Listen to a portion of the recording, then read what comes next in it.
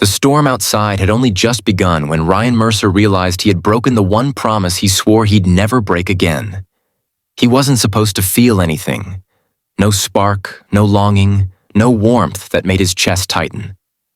After the heartbreak that shattered his life 3 years earlier, he had convinced himself that love was nothing more than a trick of hope, a fragile illusion that dissolved the moment you trusted it. But as he watched his little girl point excitedly at the woman standing by the counter of the quiet restaurant in downtown Seattle, Ryan felt something he had buried long ago, something he wasn't ready for. If you're new here, or if you believe in kindness, compassion, and second chances, don't forget to like, comment, share, and subscribe to the channel. Your support helps stories like this reach more hearts. Ryan had been raising his 4-year-old daughter, Harper, on his own since the day her mother decided she wanted a different life. One without responsibility, without commitment, without them. The pain had been sharp, humiliating, and public, and it left Ryan determined never to let his heart be a battleground again. He poured everything into Harper, her school, her meals, her bedtime stories, her laughter. She became the reason he woke up every morning and the reason he didn't fall apart at night. Seattle's autumn had painted the whole city in subtle layers of gold and mist, and Ryan tried to bring Harper out for small weekend treats whenever he could afford them. That evening, he chose a quiet, family-owned restaurant known more for its warm atmosphere than its menu. He wanted a calm night, nothing special, just him and Harper. But Harper had her own plans. The moment they walked in and took their seats, Harper's bright blue eyes lit up in a way Ryan hadn't seen in a long time. She pointed her small finger across the room and giggled, as if recognizing someone she was meant to know. Standing by the counter was a young woman with soft brown hair tied in a loose braid, adjusting menus and smiling as she spoke to one of the servers. She had gentle eyes, a calm presence, and an almost serene way of moving, as if she carried light rather than weight. Harper tugged Ryan's sleeve with her tiny hand as she whispered excitedly, but Ryan gently shook his head, brushing it off. He didn't want to look again. He didn't want to feel again. Yet something inside him betrayed him, and his eyes drifted back toward her. Her name, he later learned, was Ava Collins. When she approached their table with a warm smile and a notepad in hand, Ryan felt a tension he couldn't explain. Harper, however, felt nothing but joy.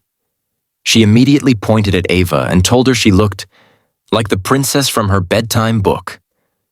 Ava laughed, the kind of laugh so genuine it felt like sunlight after too many gray days. She crouched beside Harper, speaking to her with the gentle attentiveness of someone who naturally understood children. Ryan watched quietly, conflicted. He wanted to remain distant, polite, and nothing more. But the longer Ava stayed by their table, the more his walls began to feel like thin paper instead of steel. The night unfolded with Harper talking endlessly, Ava listening patiently, and Ryan trying desperately not to notice how effortlessly Ava fit into their little world. He reminded himself that this meant nothing. It was just kindness, just friendliness. Nothing more. But Harper didn't believe in nothing more. Every weekend after that night, Harper insisted they go back to the same restaurant. At first, Ryan refused, but Harper's stubbornness mixed with her innocent joy won every time. Somehow Ava always ended up serving their table. Somehow Harper always ended up laughing. And somehow Ryan always ended up feeling like the world wasn't as cold as he remembered.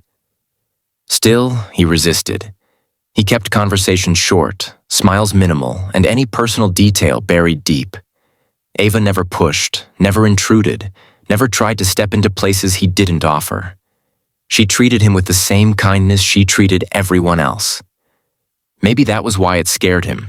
He wasn't special to her. He didn't want to be. He wasn't supposed to want anything at all. But Harper wanted everything. She drew pictures of Ava at school. She talked about her at breakfast. She asked if Ava could come to her birthday party, even though Harper didn't know her birthday was still 5 months away. Ryan felt helpless, torn between his daughter's happiness and his own fear. One rainy Saturday evening, everything changed. The restaurant was quieter than usual, the sound of raindrops tapping against the window as families slowly filled in for dinner. Ava brought their drinks, chatting with Harper, when Harper suddenly asked the question Ryan feared most. "Can you come to the park with us tomorrow?"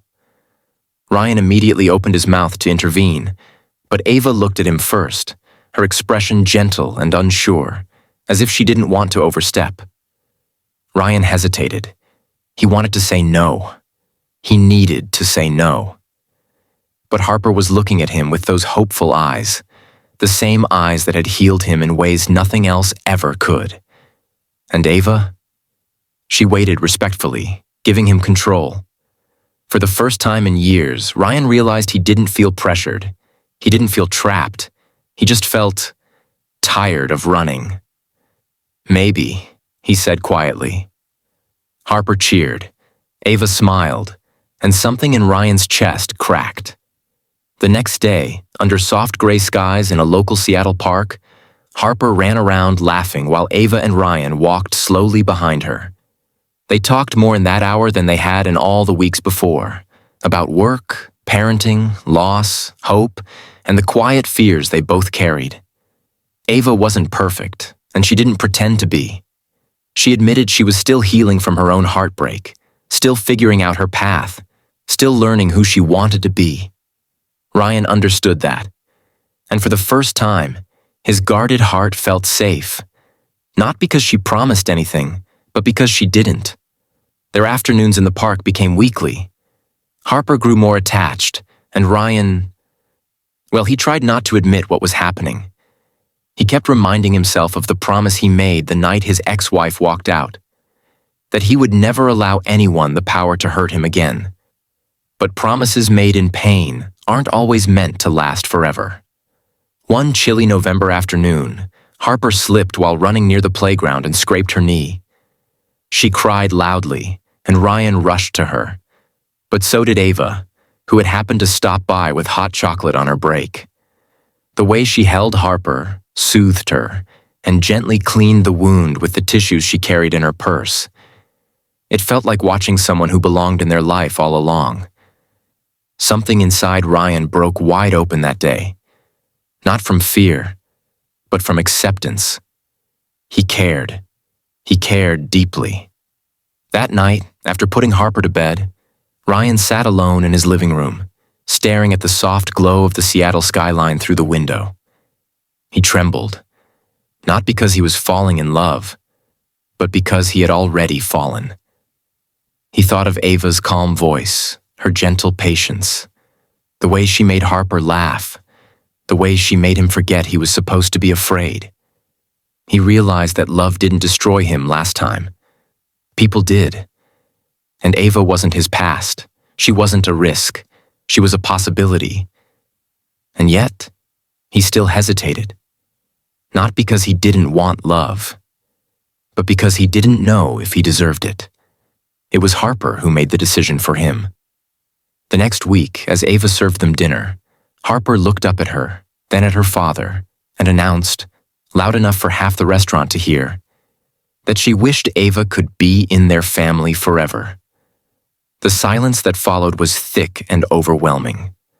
Ryan felt his chest tighten, his breath catch. Ava froze, her cheeks turning warm.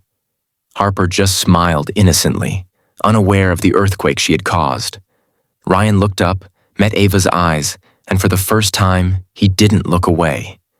It wasn't a confession. It wasn't a promise. It was an invitation. And Ava accepted it with the smallest, softest nod. Their story didn't transform overnight. There were awkward moments, cautious steps, slow conversations, and sometimes even fear. But they moved forward, honestly, gently, and with Harper leading the way. Ryan didn't fall in love because he planned to. He fell in love because his daughter didn't listen. And she was right not to. If this story touched your heart, don't forget to like, comment, share, and subscribe. Your support helps this channel grow and brings more emotional stories your way. Before we end, tell me in the comments, did Harper do the right thing Thank you for listening.